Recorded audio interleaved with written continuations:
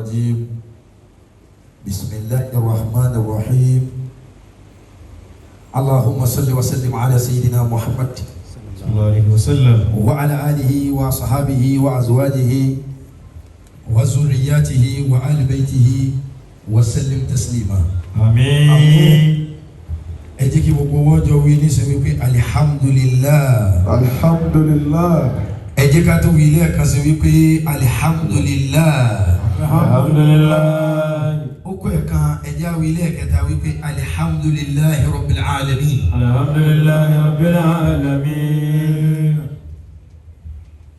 ẹ jẹ́ àjọ wí pé sallallahu alayhi wa sallam. Sallallahu alayhi wa sallam. ẹ jẹ́ àtọ́ wí pé sallallahu alayhi wa sallam. Sallallahu alayhi wa sallam. ẹ jẹ́ àtọ́ wí pé sallallahu alayhi wa sallam. Sallallahu alayhi wa sallam. ọlọ́run mọ́sá gbọ́ pé wa. Àmín. àsàlátù wa ọlọ́run bá wa mú bá ní Muhammad. Sallallahu alayhi wa sallam. àdápadà oore ládá tí ń bẹ bí àsàlátù as a benefit and reward ọlọ́run ó pín kárí gbogbo wa. Àmín. ààyè tá a wà lónìí ààyè ńláńlá ni pẹ̀lú àwọn ọmọ àyà wa NUJ Nigerian Union of Journalists Ogun State Chapter. Seriously tá a bá ní tara wa ẹ gbìyànjú ẹ sì ń ṣe dáadáa. inú mi dùn láti wà pẹ̀lú wa bí London Ministry of Information and Strategy Ogun State Information Chapter. mo kì í mo sì kì í hadith Ànábì Muhammad sallallahu alayhi wa sallam. ó ní kò tí ì séèyàn gidi kan láyé o àfi èèyàn táwọn èèyàn ẹgbẹ́ rẹ̀ bá save biyadihi wa lisanihi.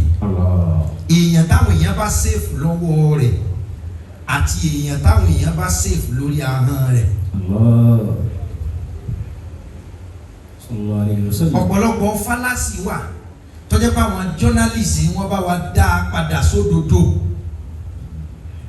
àwọn word of incitement kan wà tó jẹ́ pé if not for our brave journalists gbogbo òlú lè jóná. Yorùbá sọ̀rọ̀ kan Yorùbá ní a lásán ó lè túlù èmi ló ṣe a sí èmi ló ṣe a sí gbọ́ni lágbájá ṣe a sọ́ba tàbí ló ṣe a sí yóò gbé àrífínì yóò ṣe a sọ́ba ìlú lè gbiná. You are doing a wonderful job. Ọlọ́run á túbọ̀ máa kún yín lápá ibi tó bá kù sí náà kì í ṣe pé ìdí ẹjọ́ kó yín nìkan ni mo ń bá but I'm sending the message across the globe.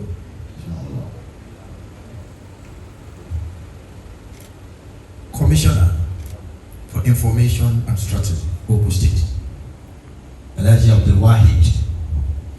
Ohun tí Ọlọ́run fi ń jọ́lọ́run náà ni pé òun nìkan lòun. Allahu Samad, àti olùkà lọ́lọ́run, lam yalid wa lam yulad wa lam yakun lahu kufuwan ahad. Commissioner, Ọlọ́run ní jẹ́ kẹ́ parun, Ọlọ́run sì ní pa yín rẹ́. For the little hours tí mo sì fi mọ̀ yìí, I'm well pleased with your behaviour and character. May God Almighty continue to be with you and your family. Amen. Gbogbo ọ̀nà tẹ́bà máa discharge duty yín Ọlọ́run ní fi ní lára. Amen.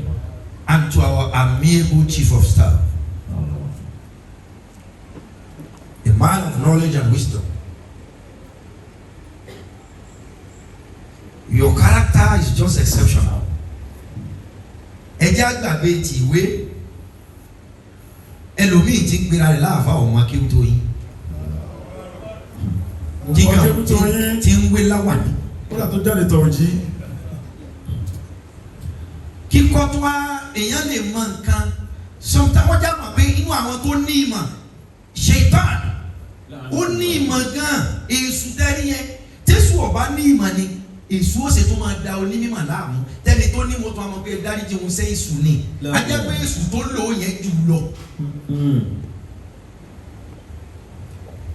Ìmọ̀ ọwọ́ àmbẹ tìkéwùtìwé Ọlọ́run tó wá fún yín ní ipò nínú nǹkan tí sì máa gbé ẹ̀dá ṣubú ipò jẹ́ kan nínú tẹ́ẹ̀dẹ̀ ó fi wò pé I'm the best ipò jẹ́ kan gbogbo ẹni Ọlọ́run bá na ipò sí ẹ̀kọ́ tá Al-Qur'ani mi ni ó ní níyàbúrú àgún bíi máa àtàkàlà ó ní èmi Ọlọ́run dán yín wò pẹ̀lú gbogbo nǹkan tí mo bá gbé fún yín kéèyàn máa jẹ gọ́ọ̀nà máa kọ́ jẹ president kéèyàn máa jẹ president máa kọ́ jẹ ọba ayé àfi dán wò ní báwo ló fẹ́ ṣe pẹ̀lú àwọn èèyàn.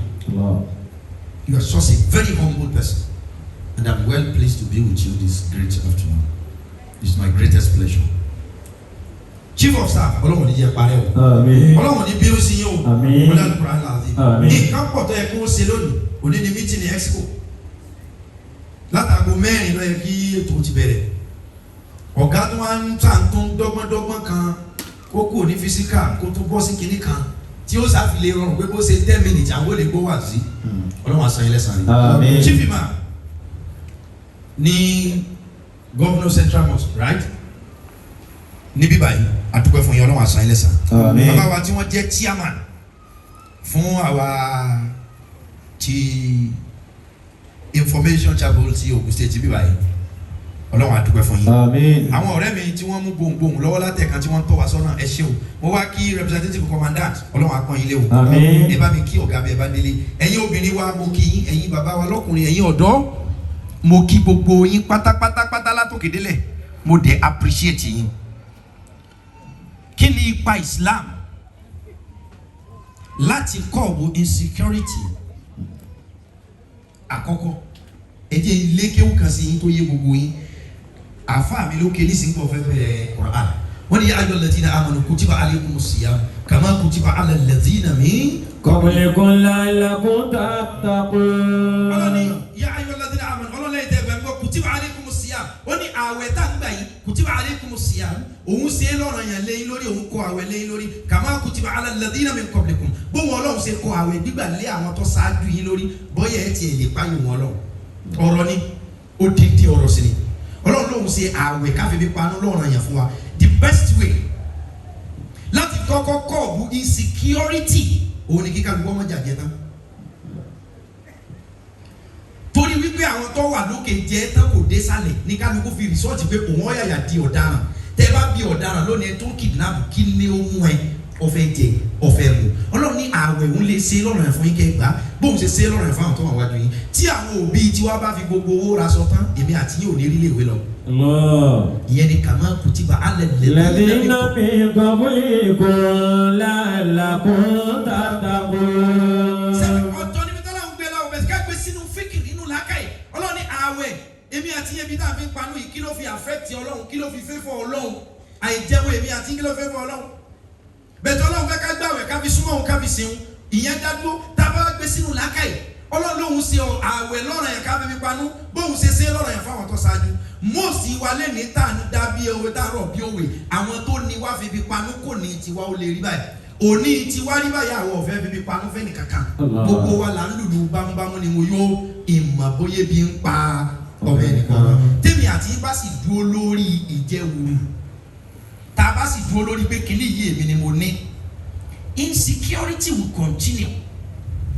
Inú àwọn ọ̀rọ̀ kan kóòtù kan tá a máa kà wọ́n ní bàbá Awólọ́wọ̀ sọ wípé ọmọ aláìní tẹ kọ̀tẹ́ ẹ̀tọ́ ọmọ aláìní tẹ kọ̀tẹ́ ẹ̀fún ní jíjẹ yóò padà di problem tó bá dọ̀la Yorùbá fúnra rẹ̀ wá ní ọmọ tá a bá bí tá a kọ́ òun ni ó ta ilé tá a kọ́.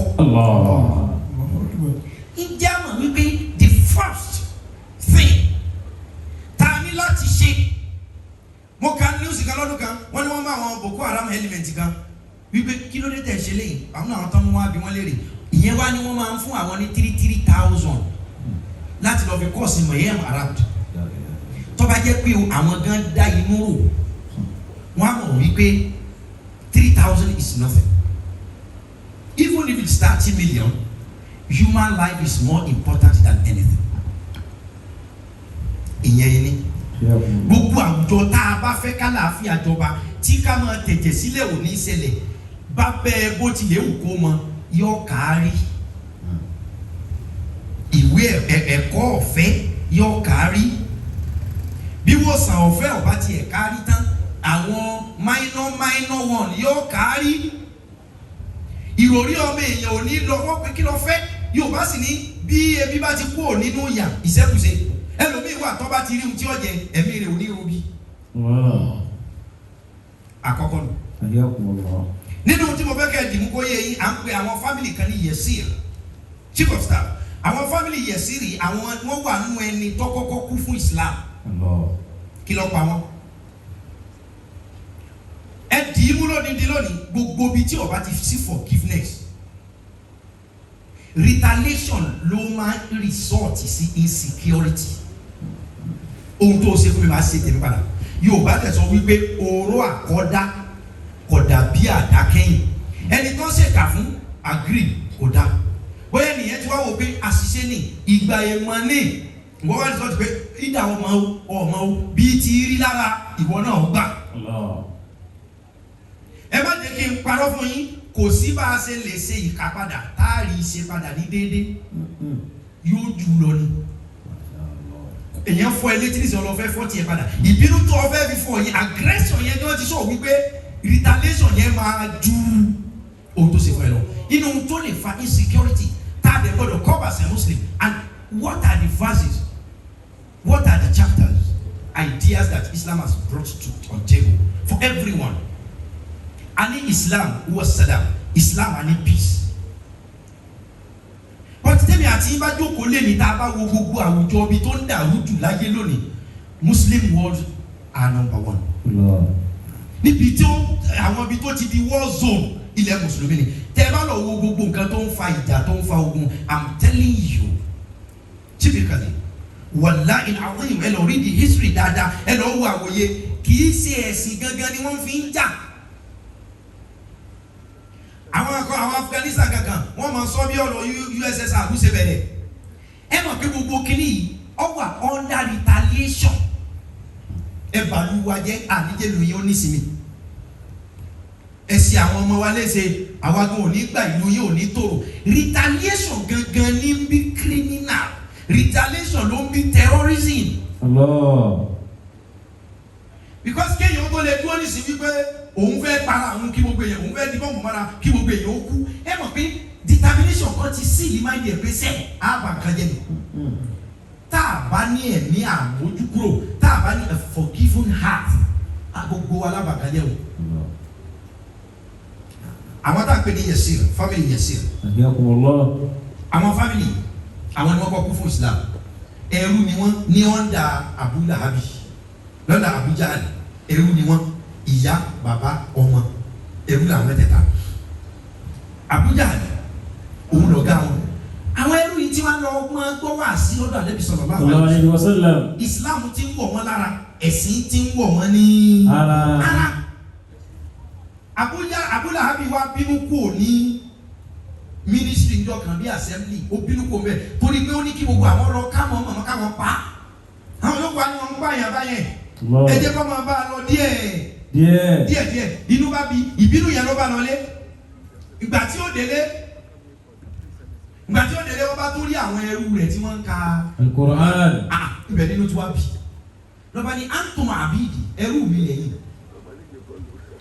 lẹ́yìn kí ló dé dáyìn ẹ̀yin náà gbà fún Islam yẹn ọba kó ìyá àti bàbá ọba kó wọn síta òun ọ̀pá yín lónìí ní bá ń sọ fún wọn pé ṣàtàmà rasul wa dinahu ẹgbẹ́ Ànábì ṣépè ní àtẹ̀sí yẹn tẹ́ bá ti gbé ṣépè tẹ́ gbé sí rẹ̀ ṣépè ìní pa yín mọ́ ọba mú bàbá mo ní ọsọ pé òní dá fún Ànábì mo ní ọsọ fún pé òní dá fún àwọn sábẹ́ ìyẹn ló wò lè wí la ilaha illallah muhammadun rasulullah inú bá bí Abu Jahl ọba fún bàbá lọ́rùn pa lójú ìyá àtọmọ ọba tó bọ́ sọ́dọ̀ ya sórí mo ṣe kọ́kọ́ rẹ ṣàtàmà rasul wa dinahu sọ pé òní dá fún àmọ́ àtẹ̀sìn lẹ́nu òun lè wíwẹ̀ kátó wí kátó fọ̀ ọba tó fún ìyá lọ́rùn pa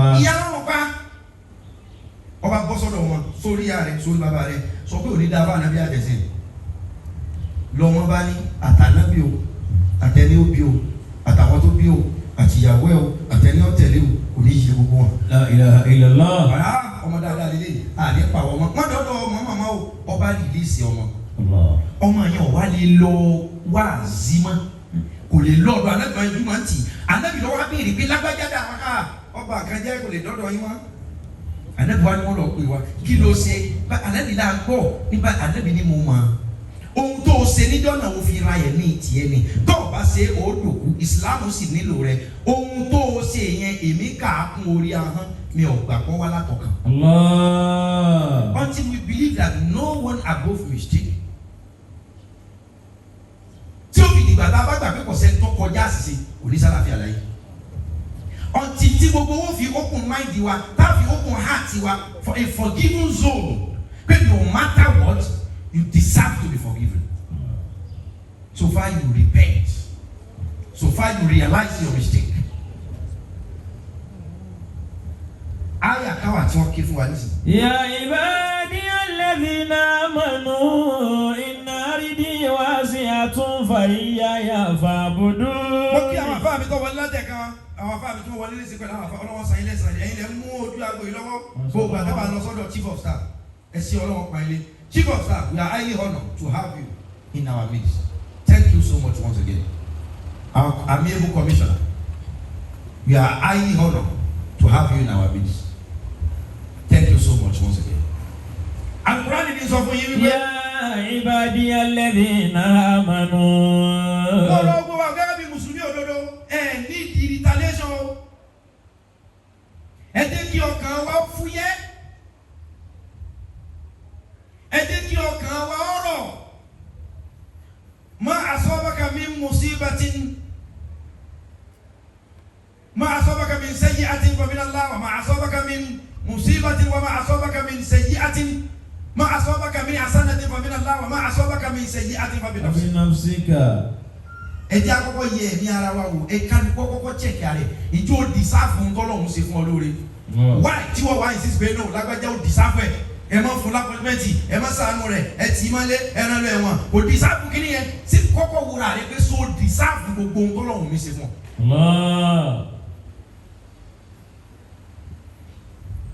Ibẹ̀ nínú wa tó jẹ́ pé alágídí ni alágídí ó dìsáàfù kò tọ́ wa síbẹ̀síbẹ̀ Ọlọ́run sọ pé wọ́n ni èyí ṣe tí wọ́n náà ń takò àwọn míì tọ́lọ́run fẹ́ fi gbé ara ayé ga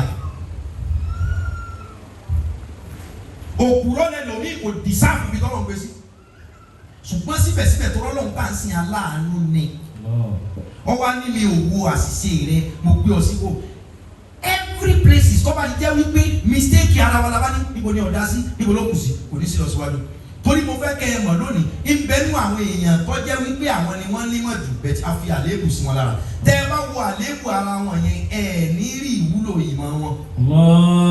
ìsìn bẹ́nu àwọn ẹ̀ka àti wọn ní àléébù kankan pàtó bẹ́ẹ̀ tí wọn ò ní ohun tí wọ́n lè ọ̀fà.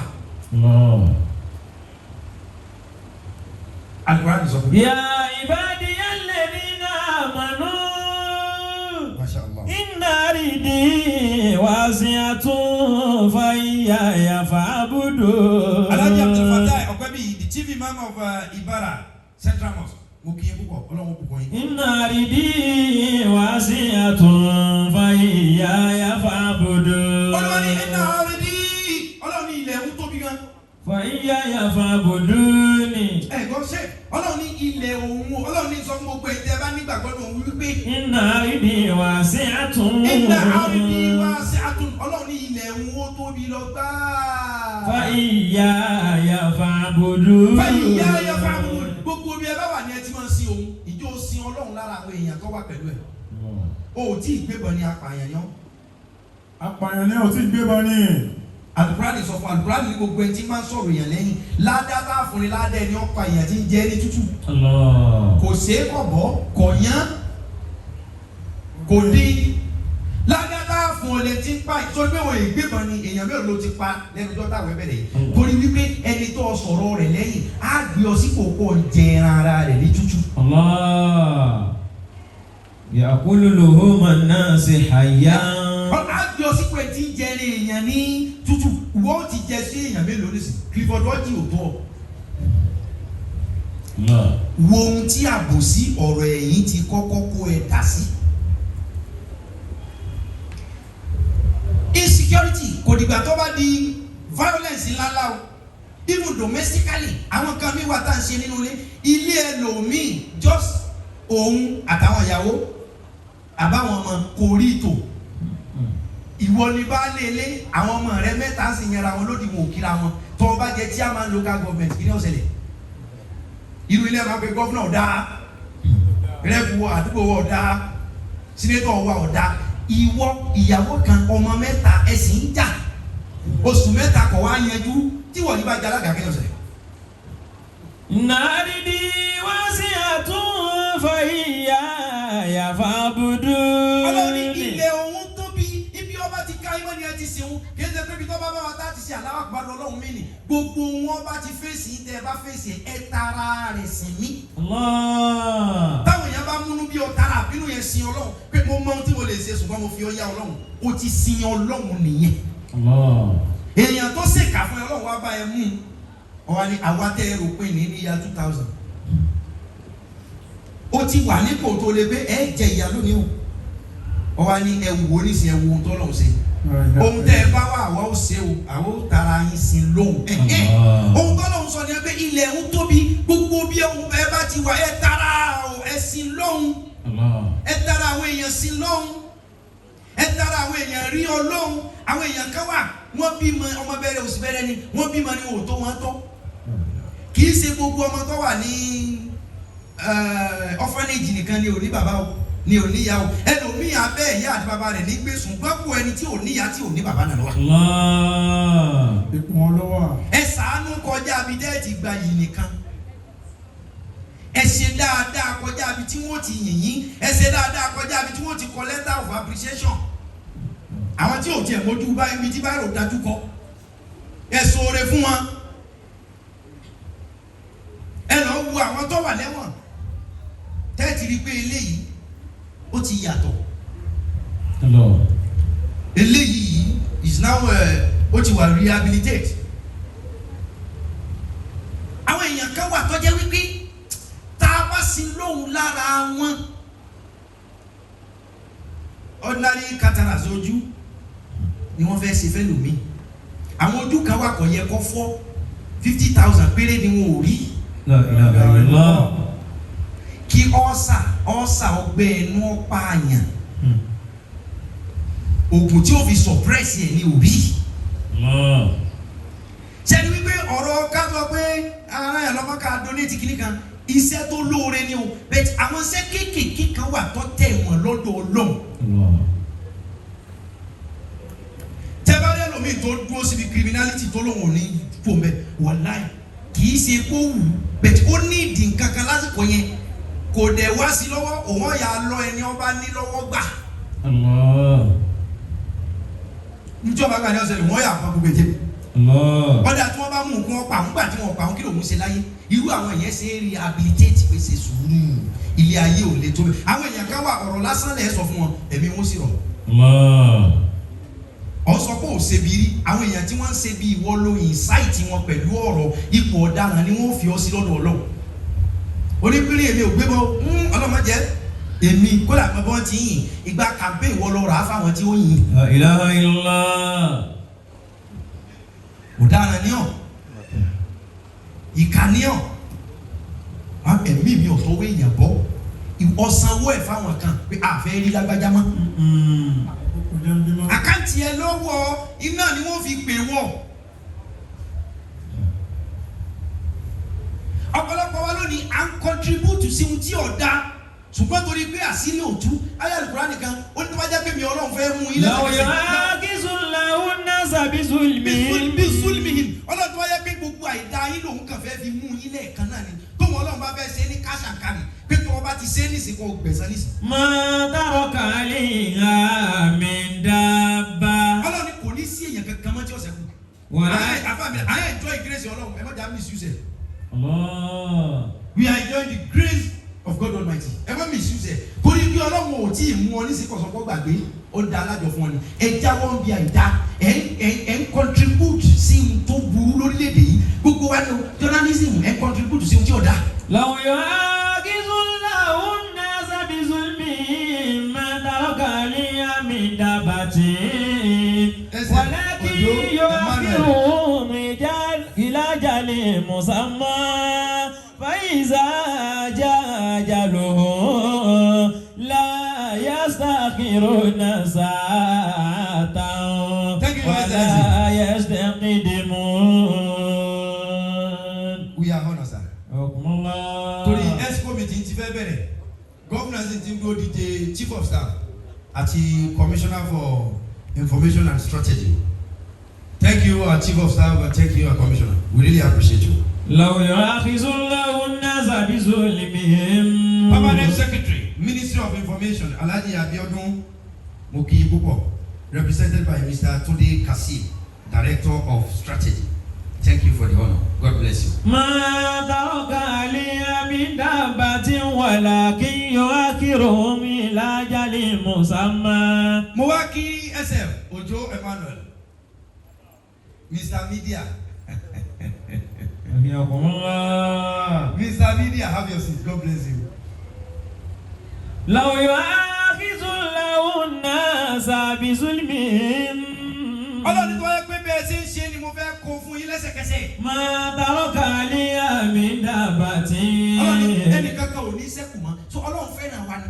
Insecurity kò síbi tí o kádà ká fọ ọmọ nǹkan kẹ́kan àti create loopholes.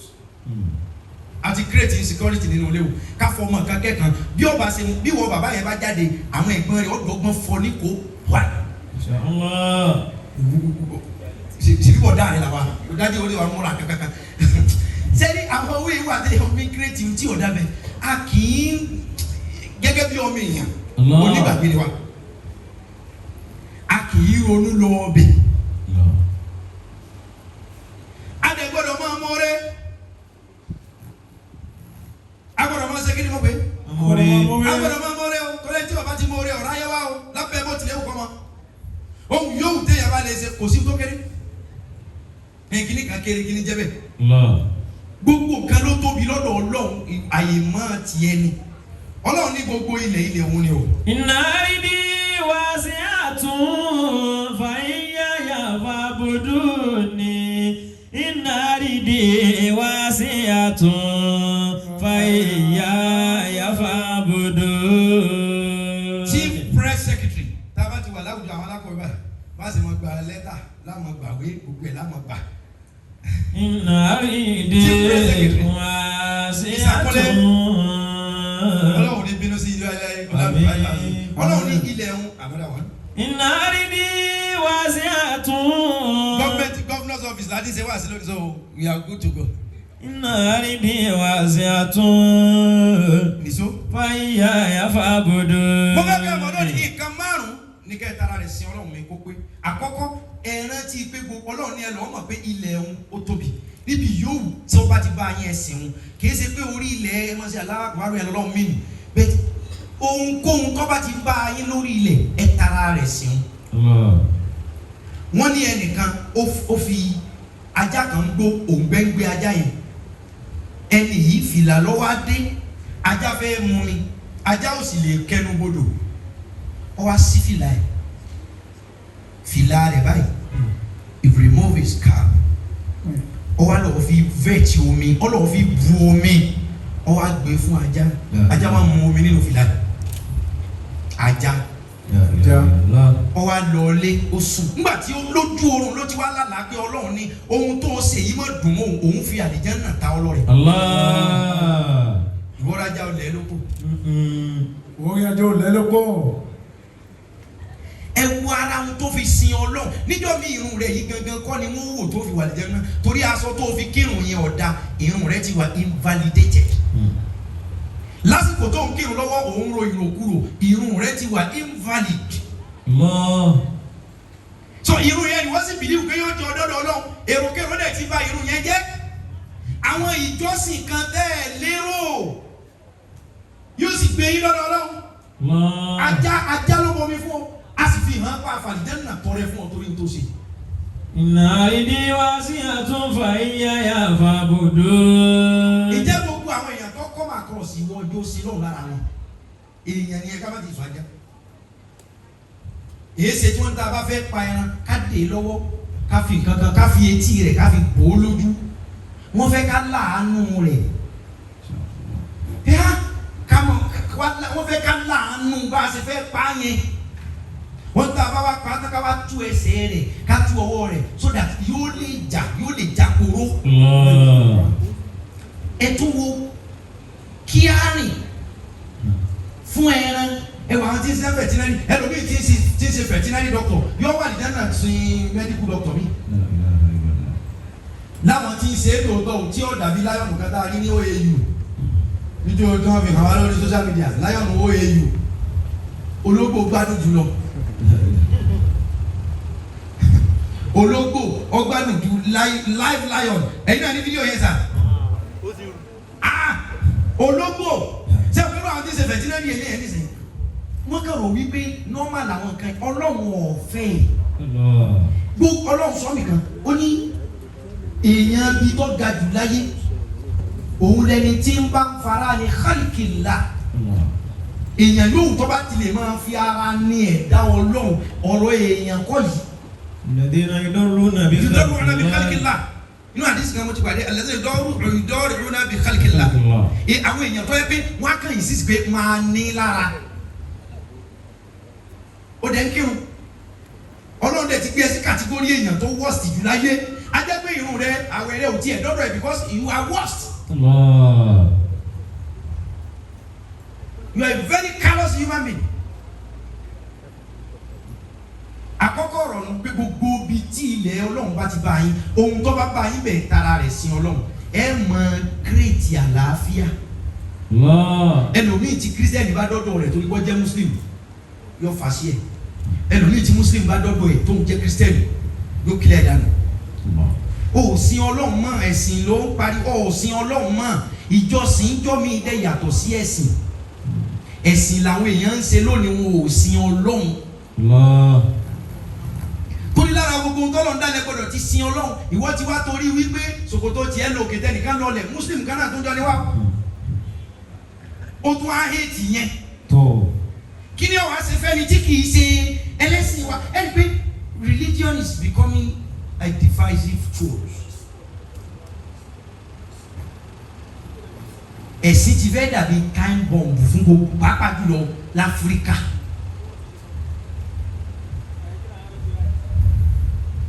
Kullu nafsin dha'iqatul maut. Ọmọdé ọlọ́run ní bínú sí yín láíláí. Àmín. Àmín. Mr. Kúnlé Sàmárì mo kí mo tún yín kí o. Chairman wa state chairman NUJ Comrade Sọjí Amosun mo kí mo tún yín kí. Kullu nafsin dha'iqatul maut. Ohun tí ó di kẹ́ ẹ sọ́ra sí tẹ́ ẹ fi ní kírètì Miami lórílẹ̀ tẹ́ ẹ fi ní kọ́ọ̀sì tragedy ẹ máa rántí pẹ́ kú. Seriously ohun tẹ́lẹ̀ mi máa fi wù ata ni ó bi òun ni pé ìrántí ikú ò sílẹ̀ ní àwọn èèyàn mọ́. Sáwọn èèyàn tó yẹ pé báwọn bá jí láàárọ̀ àwọn gan pààyàn ṣé wọ́n rántí báwọn ó kú ni wọ́n ń pààyàn. Inú àkọ́kọ́ ọ̀rọ̀ ni pé gbogbo bí ẹ bá dé ẹ̀sìn lọ́hùn lára ohunkóhun tẹ́ ẹ bá ní tó jẹ́ tọ́ lọ́hùn ẹ̀ẹ́kejì ẹ máa rántí kú. Àwọn èèyàn ti gbàgbé pé ọjọ́ kan wà tó lọ́wọ́ ò ní lè gbówó tẹ́lẹ́sẹ̀ ò ní lè gbé ẹlòmíì ó sọ pé ojú òun ṣá òun lè rí yàn láti bí dé sòkò rí ojú ẹ lè yà kalẹ̀ ò ní lè pa á dé mọ́ àfi kán ṣẹ̀ṣẹ̀ hẹ́pọ̀ ẹ̀ wọ́n fọwọ́ bọ́ ẹ lójú. Ìjọ ẹ̀dá bá ti kú kìlàkìlà tán mi ò lè ṣe kí n má lọ ọ́fíìsì kò jẹ́ òsì lọ́hùn ọ́fíìsì ọmọ ọbẹ̀ ìwó kù. Mo gbọ́dọ̀ protect ọ́fíìsì wa ọ̀wá ń pa ọtí ó bójú alẹ́ tiẹ̀ jẹ́ administration máa lọ gbogbo ohun tí wọ́n ti ṣe yẹn ọwá kù ọwá rò ẹjọ́ rẹ̀. Gbogbo ẹ̀yin tẹ́ ń ṣiṣẹ́ pẹ̀lú ìjọba ẹ̀fẹ̀rẹ̀ ọlọ́run sí o ẹ̀rẹ́ ti kú o. Ẹ̀wọ̀n ti kú. Àti gómìnà o àti chief of staff o àti gbogbo commissioner o àti gbogbo wa o àti SA ẹ̀jẹ̀ ara ti kú o inú ọgbà gómìnà inú ọgbà Ògùn state government office láwàyé o. Tí wọ́n bá lájọ́ tí wọ́n ti dá Ògùn state ilẹ̀ close to 50 years nísìnyí workers Ògùn state tọ́jọ́ dá alẹ́ ṣe ogun ọlọ́sẹ̀kùn mọ́ láyé lónìí. Sẹ́ẹ̀tì ẹ̀rántí ẹlòmíì mọ́ ṣùgbọ́n ohun tó ti ṣe lásìkò yẹn yọ kódà bẹ́ẹ̀ yìí bá ti gbàgbé àkọsílẹ̀ ò ní gbàgbé. Ẹ ń tẹ̀lé mi. Ìbẹ̀rù Ọlọ́run àti ìbẹ̀rù pé a mọ̀ kú ọ̀gá wa tá a fẹ́ protect kò ní wọ sàárè tọ́lọ́wọ́ bá tó wá mú ẹlòmíì ìjọ tó bá kú kọ́ gàrí ọmọ sí Nàìjíríà. Àwọn tó torí wọn balẹ̀ jẹ́ òtún ní síbẹ̀ kó bu ìbẹ̀ sókù rẹ̀. La ilaha illallah. àwọn tó protect interest wọn gbàgbé àlìkìyámọ̀ tiẹ̀. wọ́n ní kẹ́lẹ́ kejì tó yẹ pé gbogbo wa tá a bá rántí báyìí kákàrara mẹ́lò bẹ́ẹ̀ ó yẹ ká ṣe kínní ṣùgbọ́n kí là á fi pàdé ọlọ́run wọ́n lóun ní kọ́ gbà wípé ẹ̀mí rẹ ọ̀fẹ́ o ọ̀fẹ́ o ó wù ọ́ o kò wù ọ́ at appointed time which is unknown to you. ó kù wọ́n lẹ́mí rẹ ó yọ so. walladhina amanu wa amilu salihati kullu nafsin dha'iqatul mawti thumma ilayna turja'un. ọlọ́run súnmọ́ ilé náà tó dìjà ọ̀dọ̀ mi lẹ́wà padà sí gbogbo ẹrù tẹ́ ẹrù ẹ mọ̀ bọ̀. ètò gbogbo owó tiẹ̀ wá àzúmi pé lónìí lọ́lọ́run sọ pé ayé tán sí agbọ́dọ̀ tá a bá pàdé ọlọ́run lónìí sáwà jẹ́ náà. sáwà jẹ́ náà. kàwọ́ pé lónìí ọlọ́run ní ilẹ̀ ọ̀la ò ní mọ́. pé ohun tá a ṣe láti ọjọ́ ti bí wa di òní ọlọ́run á ní ọya ẹrù ọ̀hún dà ǹjẹ́ ohun tó wà lọ́wọ́ rẹ̀ yìí ṣe é pàdé ọlọ́run. ilaha illallah. irọ́ ló kẹ́rù rẹ̀ yìí ṣìnà ló kẹ́rù rẹ̀ yìí àbòsí ló kó yìí oko tọ́pọ̀jù tó ń ṣẹ́ dànù oko ọkọ̀ tó wẹ́n tí ọ̀bọ̀ gbé díẹ̀ tó ní tẹ́lómi ìbá tún kọ ní strategy tẹ́ fi bá òun parọ́ òun ló ní irọ́ rẹ̀ o ní wàá bẹ̀rẹ̀ o máa pè yín ẹ̀yẹ kan sọ pé bẹ́ẹ̀ náà ni mo ṣẹlẹ̀ kúrò lọ́dọ̀ yín. so òun irọ́ tiẹ̀ ti kọ́kọ́ kún ìgbà wẹ́ni tí ó ràn án wọ́n ní gbogbo ohun tá a bá ṣe káná ti kú o torí pé ikú yẹn o. thumma ilayna turja'un. ó ṣe é dá ọ wà fẹ́ sí ọlọ́run pẹ̀lú gbogbo ohun tó ṣe ó di méjì. walladhina amanu wa amilu salihati. àwọn kan ní sponsor àwọn terrorist wọn abárántí ikú ni ṣé wọn ò ṣe bẹ́ẹ̀ kí là ń fà àwọn míì torí pé wọ́n fa position kò bọ́ mọ́ wa lọ́wọ́ bọ́ mẹ́nìkan lọ́wọ́ ọ̀ya ẹ̀dà lúrú fún ẹ máa parọ́ mọ́ ẹ̀yin tẹ́ ẹ̀ ṣiṣẹ́ ní ìjọba yẹn tíra yìí wọ́n máa pa àwọn ọmọ ìmọ̀ yìí tẹ́ ẹ̀yin kó fẹ́ wọ pé nígbà wo la ṣe léyìí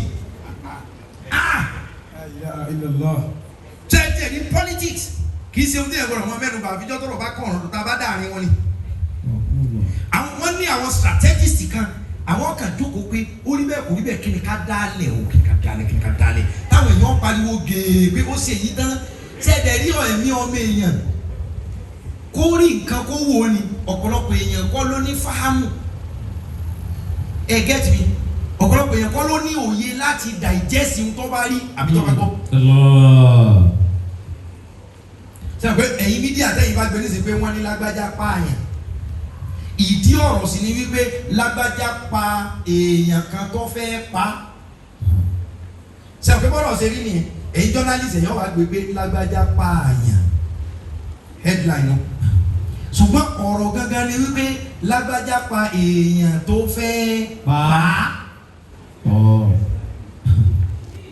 ẹ̀rí headline èyí journalist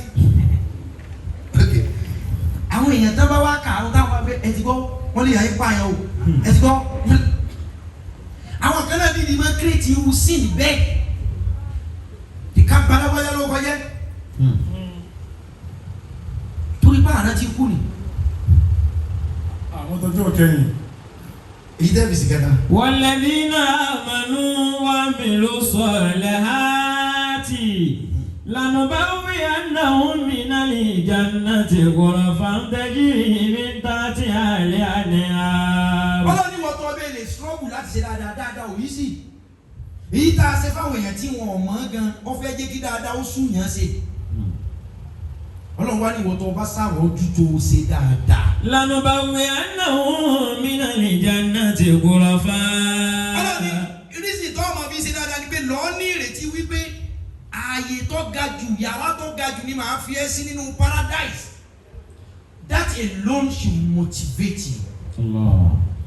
mi ò ní ṣe kankan torí tiẹ̀ máa ṣe kankan torí pé mo fẹ́ kọ́ lọ́hùn fi mí sí ààyè tó ga lọ́dọ̀ ẹ̀.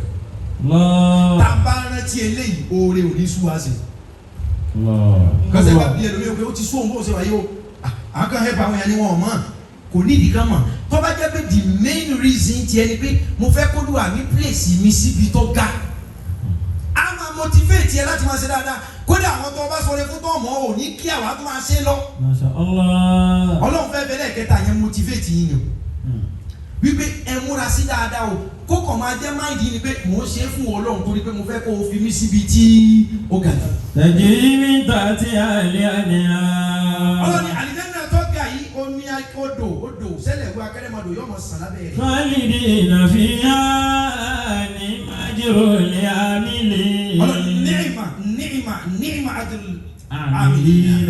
Ọlọ́ni eléyìí lẹ̀san tó ga jù tí màá ṣe fẹ́ ni tó bá wà motivated tó ń ṣe dáadáa. Tó bá tẹ̀ jẹ́ pé àlìjẹ́nà bá ṣe ń ròyìn ẹ̀ yìí ni let it motivate you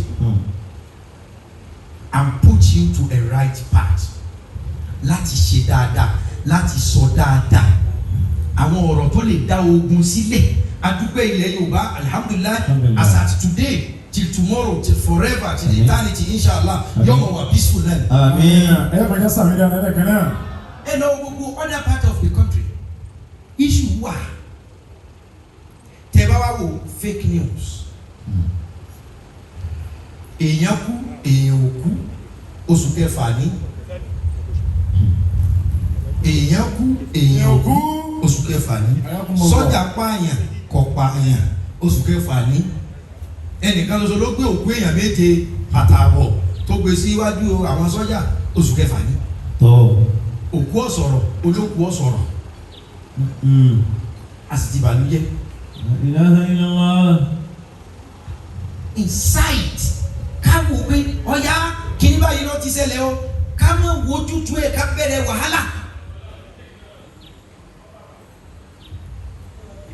a ní láti rò ó ká tó ṣe o.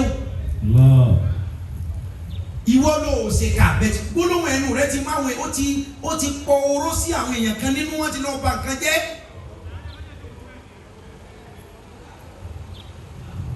à ń pe arákùnrin kan ní wáṣí parí eléyìí náà. Alladhina sabaru wa ala rabbihim yatawakkaluna wa ala rabbihim yatawakkalun. wọ́n ní sọ fún yín lónìí wípé. Alladhina sabaru. gbogbo ẹni oníṣòwò gbogbo wa àmúmọ́ra là ń ṣe kò sẹ́ni tí ẹ̀ṣẹ̀ ò wá síwájú ẹ̀ ẹ̀ṣẹ̀ yìí sì láti ṣẹ́jú iṣẹ́ rere lọ. ẹ má jẹ́ ń tàn yín ẹ̀ṣẹ̀ rọrùn ẹ̀ṣẹ̀ wá with ease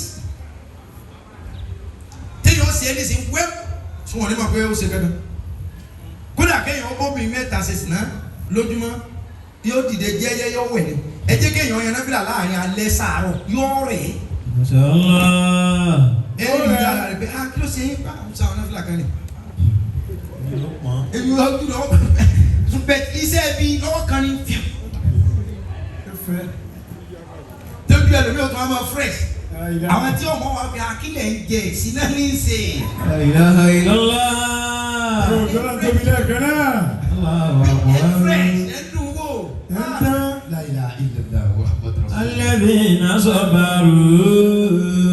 ẹ̀yin Ramadan committee wa ní ṣàdúrà fún last níbi jùmọ̀ kì í lẹ̀ ìmọ̀ wá sọ́dọ̀ yìí ọlọ́run ní alladhina sabaru. Alladhina sabaru. àwọn dákà ní sùúrù. Wa ala rabbihim yatawakkalun. wa ala rabbihim yatawakkalun wọn agbára lé Ọlọ́run ẹ má jẹ́ parọ́ fún akàn mú àmúmára ni Ọlọ́run láwọn tó ní sùúrù òun ó fà wọn lọ́wọ́ báyìí hand to hand right hand side òun ó do àwọn tó bá ní sùúrù àwọn tó bá lámúmára ẹni ó bá rí owó tí ò jí gbé ẹ dákun àmúmára wọlé yóò ṣe.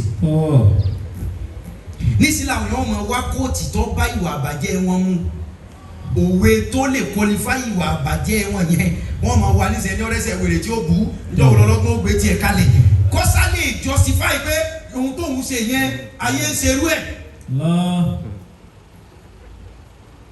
wọ́n ní sọ fún yín pé ẹni ọba ní àgbàmọ́ra pé kí ní yìí wù mí ṣe ṣùgbọ́n tí mi ò bá jalè ṣé wọ́n Ọlọ́run ò lè kẹ́ mi lọ́nà mi. Wa ala rabbihim yatawakkalun. àwọn èèyàn kọ́ rí láì lórí èmi Ọlọ́run àwọn èèyàn tó dú àwọn èèyàn pẹ̀lú ìwà àbàjẹ́ wọ́n wá rí láì pé Ọlọ́run máa ṣe iṣẹ́ tó fi jẹ́ pé wé yẹn ni máa fi là Ọlọ́run á lànà mi fún mi. ǹjẹ́ ìgbàgbọ́ rẹ débi kí wọ́n wí pé ológun ọ̀kárí àṣàbàrí ọkọ̀jà mú kan. kan méjèèjì yọ̀rọ̀ àwọn sáàkì nù. ǹjẹ́ ìgbàgbọ́ rẹ débẹ̀ fún pé fake ni o fraud ni o stealing ni o corruption ni o ọkọlé kọdún yóò tó kólẹ̀ ó ṣe nǹkan báyìí wọn á ní sùúrù ni o kí ọmọ lọ mọ́sálásí kọ́ máa lọ ṣọ́ọ̀ṣì ni o mú kan. Okay, I throw it on to you all. ẹ máa dáhùn. ẹ mú kan. ẹ̀yin jama tẹ́ ń dọ́wọ́ sí mú kan. Ọlọ́run wá ní sẹ́ra àwọn tán bá wá ní àtẹ̀mọ́ra wípé kíní yìí pè wá lóòótọ́ ó dẹ̀ jẹ́ fast track fún wa ṣùgbọ́n kíní yìí á pa àwọn kan lẹ́kùn owó tán ní ká fi ṣe ọ̀nà káwọ́ oko jẹ kò dáa tó owó tí wọ́n ní ká fi tọ́jú àwọn ẹlẹ́wọ̀n káwọ́ ọ̀nà jẹ kò dáa tó torí báwa fẹ́ kọ́lé àwa fẹ́ ra mo mú sùúrù.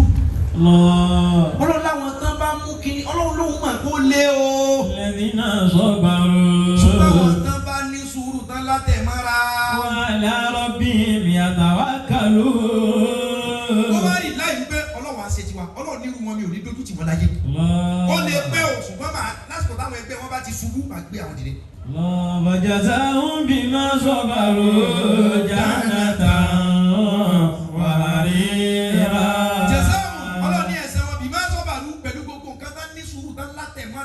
Ní àtẹ̀mọ́ra nílé ọkọ ọ̀padà da ọlọ́wọ́ sẹ̀sẹ̀ yọ sàn lára ọmọ jasahum bima sabaru Ọlọ́run ní ẹ̀san wọn lórí sùúrù lórí àtẹ̀mọ́ra dání jannatan wa harira.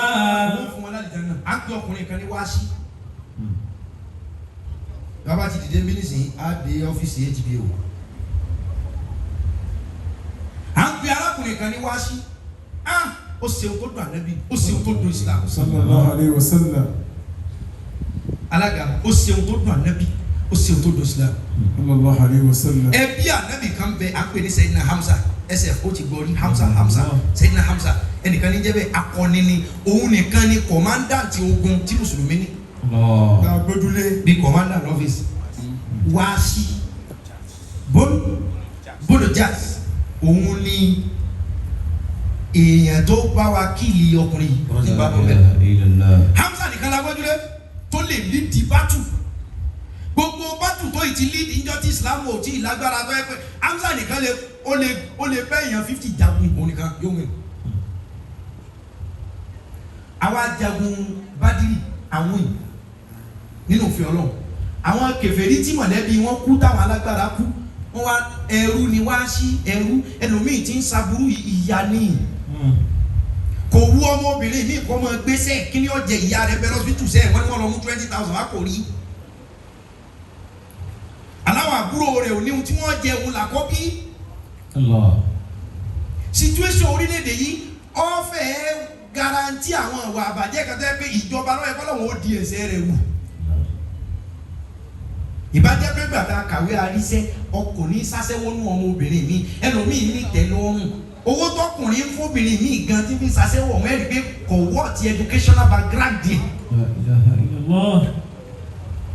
ṣùgbọ́n bí abára wa la wáyé ẹrú ni wá sí ìwà máa lo arò ìmọ̀ fi dùn rẹ̀ nú arò wá sí ibi tí mo dúró yìí kọ́bá lóun fẹ́ ju arò sí orí fídì lọ́hùn yẹn àbọ̀ òun fẹ́ wọn kiri náà street light yìí ọtọwọ́ pa yóò mú lẹ́ẹ̀kan náà ìwọ̀n fi kiri òun ṣeré nfi ṣeré ìkànnù àwọn tí mọ̀lẹ́bí rẹ̀ kú sójú ogun tó jẹ́ pé Hamza lọ́jà ogun ni wọ́n jà Hamza fi pa ọ̀hà ni wá ṣèbẹ́rù nìwọ o sì mọ kíní yìí jù á da ogun kan lẹ̀ àwa lá da yẹn lẹ̀ á wà mú ọ lójú ogun sórí kíní ìjà ọ̀kan wọ èmi ọ̀kan fẹ́ nìkan hàn díútì tiẹ̀ nìyẹn. òun ló máa sọ lójú ogun. tiẹ̀ ni pé wọ́n ṣe ju kíní orí ní ọba ní o ọrùn ní o ikùn ní o àyà ní o tiẹ̀ ni pé tágẹ́ẹ̀tì tiẹ̀ òun tó ọba èrì pa ọbọ̀lọ́pọ̀ ẹrú a sì fún ọ lówó. sẹ́gbọ́n kò sẹ́ni tí mo kọ̀ǹdíṣàn yọ̀ọ́ bá tí o lè ṣe. tó yàn sẹ́rú láti bẹ̀rẹ̀ ayé wọn á ní ọ̀ọ́dọ̀ wọn ó sì dolówó ẹ dájà wọn lẹ̀ kíá. àtètè mú déètì. bí káyà kìlọ̀ ó pé ẹ fi fọ́tò ẹ̀ hàn mí. wọ́n bá fún ní oúntọ̀ wọn nù wọ́n bá dájà lẹ̀ nígbà dojú ogun wá sí. bíjà ṣe ń lọ kò wà distracted. ẹni tó rán sí náà gbogbo kódà bí àdábá fẹ́ bá yọ yẹ àdá yẹn èyí tí o fi wọ́pẹ́ kó wọ́n sá ẹni yẹn padà mi ò bá tiẹ̀ wá. àkọ́kọ́ ni mo wá. ìwọ ò ní focus àìní focus lọ́pàá ẹlòmíì ò ní focus rárá ọ̀ ń lọ ibì kan ajá ń gbó wọn ẹ ọwọ́ á mú òkúta padà lẹ́yìn mi padà ó ní débi tó ń lọ lásìkò be focus look straight look forward think positive fi àwọn ariwo ọjà lẹ̀ ẹ́ lágbájá sọ pé tàmẹ̀dó sọ pé wàá lù sí focus ẹ̀ wàá wà distracted keep going wàá ṣiṣẹ́ síbẹ̀ n gbọ́ orí amusa wọ ò ní escape mami ọ fẹ́ sọ dáadáa ni kíni yẹn da lójú débi pé kò mú àrò méjì lójú ogun ẹyọ kan náà La ilaha illallah. kó wọn máa ju ní kọ́ mọ́ bá ẹ sábà kó gbogbo ẹni máa nà sí. Yakumullahu. ọ wá sọ Hamza ẹ̀ka náà báyìí Hamza ń jà ní kọ̀ọ̀kan ọ̀tọ̀ làwọn ti ń bá jà àfi wúlù tó tù báyìí ọba Hamza ní gbáyà ni bó ṣe bá Hamza sì tún defend Islam torí jọyìn àwọn kèfèrí náà wá attack àwọn náà dìde dá wàhálà lé Islam ò gbé ajé àbẹ̀ tó ní á defend ara wa àwa là kàn gbọdọ̀ dá wàhálà lé a sì gbọdọ̀ ṣàṣejù kódà bá bá defend ara wa Islam sọ pé a gbọdọ̀ ṣe àṣekúrẹ́ pé Ọlọ́run ọba tá à ń sìn o kò láì ká lásìkò. Alekul mu'tadina. Kìnì ọwọ́ rẹ̀ Hamza ní láti ṣubú ó kú àwọn mùsùlùmí ní bá Hamza kú gangan kú fọ́n dànù ní commander chief of army staff lójú ogun tó jáde tán gbogbo bá ti mú olórí ogun ti dàrú gbogbo àwọn èèyàn wá sí yíyá dànù arábìnrin tó háyà wá sí wà lọ́ọ́ bá iṣẹ́ tẹ̀ ẹ̀ràn mo ti jẹ níbi mo pa sí ẹ wá wò wọ́n á mú lọ́wọ́ bẹ̀ wá ọ wá brutalize òkú arábìnrin wa mú ọ̀bẹ wa yà láyà mo fẹ́ wọ ọkàn wa yọ ọkàn inú àná Muhammad bàjẹ́ Sallallahu alaihi wasallam. ẹ̀gbọ́n bàbá àwọn ẹlẹ́sìn báyìí tó tún jẹ́ defender fóònù Sayyidina Hamza Sayyidina Hamza abukakumullah wọ́n wá firi wá sí okò lẹ́rú wá sí mọ̀ pé ohun tó ń ṣe ọ̀dà ṣùgbọ́n fẹ́ kó olóko ẹrú ń bò mú dẹrú tó tán fún un lówó ó ní láti wá wà níbi lọ Mádínà. Sallallahu alaihi wasallam. Sallallahu alaihi wasallam. Sallallahu alaihi wasallam. Mọ̀ mí orúkọ mi lágbájá èmi wọ́n gbéṣẹ́ kí n pa lágbájá fún kò sí pa ṣùgbọ́n mo fẹ́ fi gba freedom ara mi mo fẹ́ gba ẹ̀sìn lọ́wọ́ yín. Tó. Yóò lè díẹ̀. wọ́n tó polórí wa Yóò lè díẹ̀ o. ayakumullah Ẹ dákun tó bá jẹ́ pé wọ́n là nẹ́bí jọ kí ló ṣe. Ara olóda. lọ́kùnrin lóbìnrin lọ́kùnrin wọ̀lá nẹ́bí kí ló ṣe Torí ohun tó ṣe yẹn Islam ò rí kọ́fà rẹ̀ lásìkò ìyá ẹ jẹ́ Islam o. Ànábì náà wọ́ kọ̀rọ̀kọ̀rọ̀kọ̀rọ̀. Ṣùgbọ́n ẹ̀sìn Ọlọ́run ló lóun fẹ́ gbà yìí kò sí ẹ̀ṣẹ̀ náà repentance ó borí ẹ̀ṣẹ̀ téèyàn bá ti dé ṣẹ́ni ń ta lè fi kọ́ọ̀bù wàhálà ní ayé ẹni pé bí tí mo gbà gúngí ni mo gbà sọ̀kalẹ̀ ohun tá a lè fi kọ́ọ̀bù wàhálà ni pé àná ti ṣe ó ti wá regret ó ti rẹ́dí àti repent ẹ máa wo tí wọ́n bá lọ kọ́ọ̀tù ọlọ́mọdé arúgbó ẹjọ́ ọjẹ̀bi àbọ̀jẹ̀bi tó bá lóun jẹ̀bi kíni rẹ̀ ó wà lẹ́sà díẹ̀ ṣùgbọ́n ìjọba ní ọjọ́ gbígbẹ́ lálàyé wọ́n sá fún ọmọ àpòsùn rẹ̀ òun wá lè tí wọ́n wà ní rìmáàdì yóò máa jí àyẹ̀lọ kélé Yorùbá wá sọ̀rọ̀ kan Yorùbá ní ẹlẹ́ṣẹ̀ tó bá ti mọ̀ ẹ̀ṣẹ̀ rẹ̀ lẹ́ṣẹ̀ kò ní pẹ́ lórí ìkúnlẹ̀. ayakumullah bin nasi tó bá ti rí èèyàn tọwọ́ rẹ̀ ti bọ́ àníhun tó ṣe fún ọ kò ṣe é rìvásì mọ́ tí wọn náà bá rí taléètì sẹ́ kọ̀dá kínní yẹn padà. We need to open our heart and to forgive others irrespective of the offense. Tá a bá lè ṣe eléyìí àlàáfíà ó jọba ìbùkún ó jọba ìtàjẹ̀sílẹ̀ á dínkù èèyàn míì tó ń saburú lónìí ó ti wọ́n pé bí tó ń saburú lónìí wọn lè dáríjì òun tẹ́lẹ̀ kó máa kúkú bà gbogbo nǹkan jẹ́ lọ ó wàláhì ló fi gbà pé ohun tóun ti ṣe wọn ò lè dáríjì òun wọ́n lè foríjì òun so òun òbíkítà bíi tọ́lọ́run fi òun sí ni ẹni ọba ní ohun tí ó gbà lọ́dọ̀ Ọlọ́run ẹ̀jẹ̀ àtẹwọ́. ẹjẹ́ àtẹwọ́ àdúrà ààyè tó wáyé náà jálàáfíà ọjọba we can start from ground to change Africa. Africans must change to change Nigeria. Nigerians must change. Ìwọ náà We need tẹ́wọ́ to àdúrà. change our way. We need to change our attitude. We need to change our thinking, our mindset. Tẹ́wọ́ àdúrà. Ẹ̀yin Ramadan committee. Ọ̀gbẹ́ni tẹ dẹ́tò yìí sílẹ̀. Ramadan committee 2021. Inshallah. Ọdún tọ́lọ́run fi tú wa lẹ̀ padà. Lẹ́yìn ìgbà tó di gbogbo wa mọ́lẹ̀. Ọdún tá à ń gbé nǹkan kọ́ imú. Ẹsẹ̀ òjò gbà tí láyé ìgbà tó dúdú. Ẹ̀yin bàbá wa yóò yí ẹ̀yìn. Ràkúnmí ni wọ́n máa ń lo face mask fún. Ràkúnmí ni lo face mask jọ ẹ̀wọ̀. Èmi náà ní ọ̀dọ̀ tí bàbá sábà ti gbà yín. Tí N95 ni ọ̀dà àjọ àwọn ní $100 tí wọ́n ń tà yẹn. Ẹ̀sùn bàbá ní kẹ́sùmọ́ bí. Ẹ jẹ́ àṣàdúrà fáwọn èèyàn yìí. Ẹ jẹ́ àṣàdúrà fún wọn. Ẹ̀yin tẹ́wọ́ tí. Wàlá àtàwọn tó kù yín tán sẹ́nu bá mi wàlá yẹ tra yìí. Àti Muslim àti Christian ẹ dábàá bá ń pa àtẹwọ́ aláìwọ́ fún wọn. Ọlọ́run máa ń wọlá èyí tẹ́ ẹ ṣe ní ọdún yìí. Tọ́lọ́run lẹ́sẹ̀ yìí o, Ọlọ́run á sì tì yín náà. Àmín.